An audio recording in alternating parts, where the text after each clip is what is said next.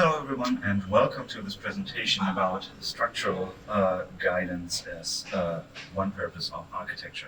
My name is BMWK, I'm from the German Aerospace Center, DLR short, and I would like to guide you through this poster and explain to you what our thoughts were in defining this approach for a guidance for simulation architecture in the automotive domain.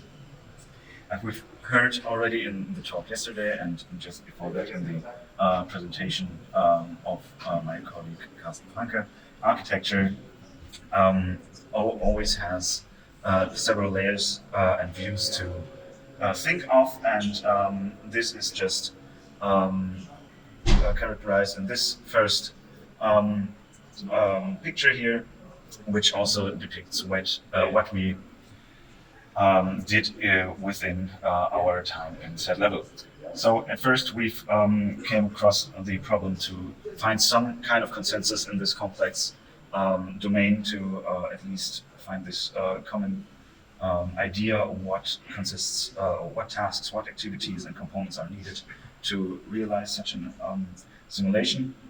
After that, we refined this view to a more logical and high-level view, adding not only the components as in the most abstract view, but also adding first positive data paths.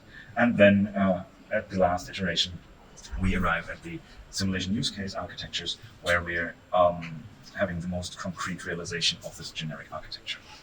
Speaking of generic architecture, when we take a look at the diagram, your keen eye will probably spot that this is not a pure UML diagram, but more a mix of different layers. This is intentionally, as this also depicts our current stand of discussion, where we at least found the consensus to stop at one point, so we have at least some activities and components to agree on. What you also see here, as mentioned just now, we're primarily focusing on components, not on the data quality or communication details. We're just assuming, all right, we have some kind of bus down here that every component, every activity can communicate with each other. Then we've got our core design space, which basically represents the execution of a single simulation, and also the post-processing and compiling of the results after the simulation. And what you can also see here is our scope that we put on a set level, which is mainly modeled our software in the loop, while you could also imagine that this architecture could be refined for hardware in the loop and other test environments. And within this core space of activities, you already see some components with the rounded corners. These stand in for representing basically converging points for discussion, so that all the most detailed and most complex discussions can be at least put into some context within the whole architecture, within the whole processor platform.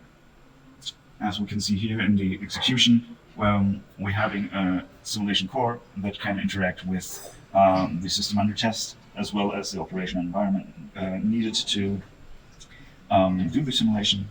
But also we've put in this component for the simulation system extensions in there, in case in the future we would need to extend some of the functionality needed, but our simulation core in use does not provide it yet. Furthermore, we put this rather generic evaluation algorithms component into place, as it's a paramount component of the workflow, but we didn't want to limit ourselves to specific algorithms, nor to rule out the possibility that post-processing is always done directly after a simulation is ended, but some evaluation algorithms also could take live information as input. Last but not least, in this core, we've got the result compilation, where the compilation to a readable report for the user basically resides. And as there also is a lot of domain knowledge needed to do it properly, we thought it was worth putting a component in here. When we now zoom out, we of course cannot start with the simulation itself, but we have to take a look at other activities that chronologically might come before or after the simulation. If we were to interpret this chronologically, we, for example, have the definition of the simulation task or experiment, which has to come before the execution, and also the integration of different simulation models to a working simulation setup.